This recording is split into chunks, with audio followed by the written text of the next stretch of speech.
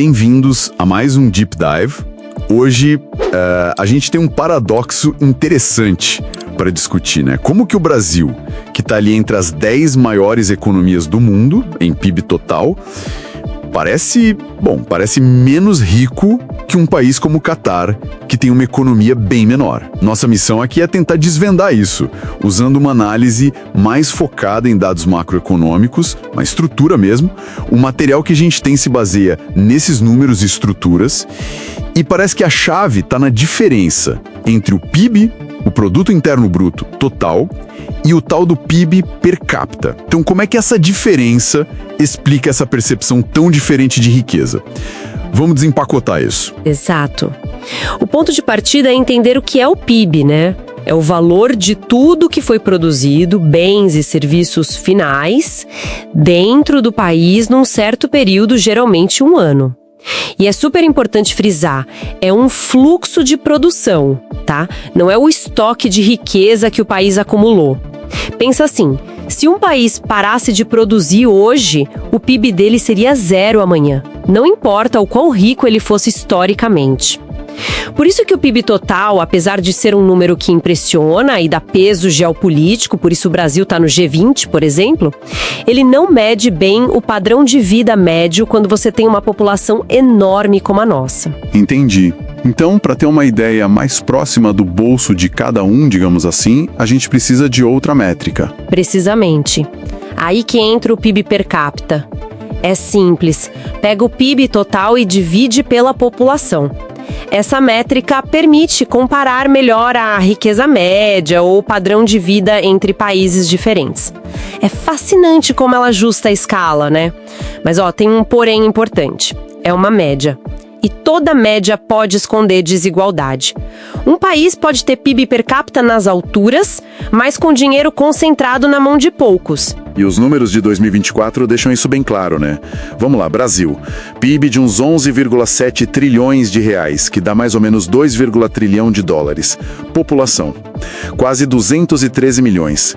Resultado, PIB per capita de uns 9.564 dólares. Isso dá uns 76% da média mundial. Não é baixo, mas também não é lá essas coisas, né? Agora olha o Catar. PIB total bem menor, coisa de 208 a 221 bilhões de dólares, só que a população. Só 3 milhões de pessoas. Daí o PIB per capita deles explode.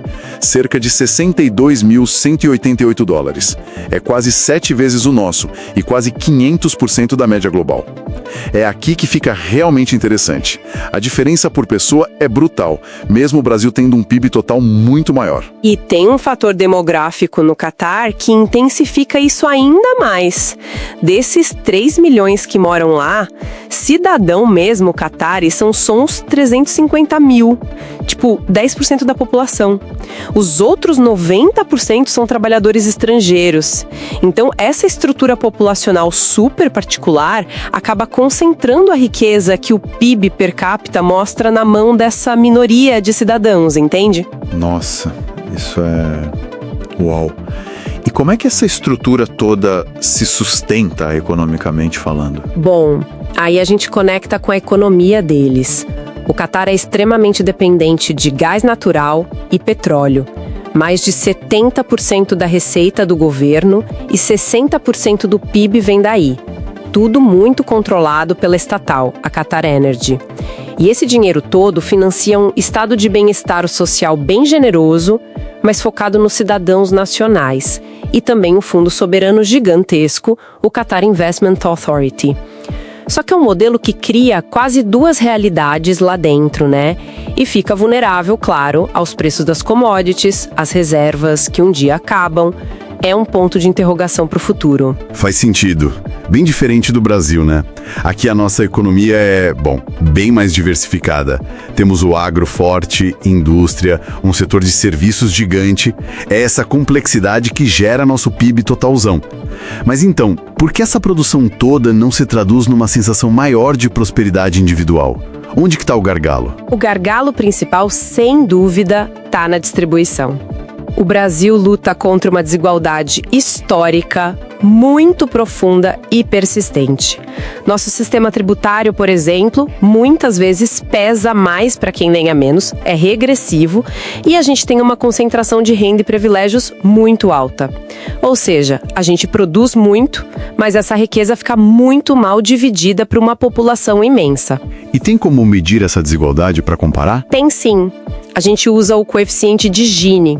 Ele vai de 0, que seria igualdade perfeita, até 1, desigualdade máxima. O Gini do Brasil fica ali por volta de 0,520. É um dos mais altos do mundo, infelizmente. Os 10% mais ricos ficam com quase 60% da renda total do país. E se olhar só para o 1% mais rico, eles detêm uns 28,3%. São marcas de uma desigualdade que vem de longe. E o curioso é que o Catar também tem um Gini alto, sabia? 1% mais rico lá detém uns 29% da renda, bem parecido com o Brasil nesse ponto. Só que a origem é diferente. Lá, a desigualdade vem dessa separação econômica muito clara entre a minoria de cidadãos que recebem os benefícios diretos do petróleo e gás e a maioria de trabalhadores estrangeiros que têm acesso bem limitado a essa riqueza. Isso levanta uma questão importante, né? Quem realmente se beneficia da riqueza gerada em cada modelo desse? Então, para a gente amarrar as pontas, aquele paradoxo do começo, Brasil grandão, mas não tão rico, Catar pequeno, mas parecendo muito rico, não é bem uma contradição. Depende da lente que a gente usa, né? O Brasil é uma potência em escala de produção, no PIB total, mas os desafios enormes de distribuição afetam a riqueza que chega para cada pessoa. Já o Catar tem uma riqueza média, o PIB per capita, que é excepcional por causa dos recursos naturais e da população cidadã minúscula, mas essa riqueza é super concentrada e depende de um setor só. A percepção de riqueza muda totalmente com a métrica. Exatamente. E dá para concluir que o PIB per capita altíssimo do Catar, embora seja um número impressionante, mascara a realidade da maioria das pessoas que vivem e trabalham lá, que são os estrangeiros. O desafio do Brasil é o oposto. Como a gente consegue transformar nossa capacidade enorme de produzir em bem-estar mais bem distribuído para toda a nossa população gigante e diversa? Isso deixa uma reflexão pra gente, né?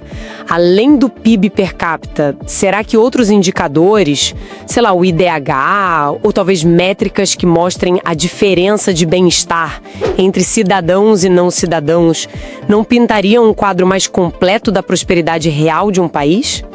Especialmente nesses casos de muita dependência de recursos ou desigualdade tão gritante?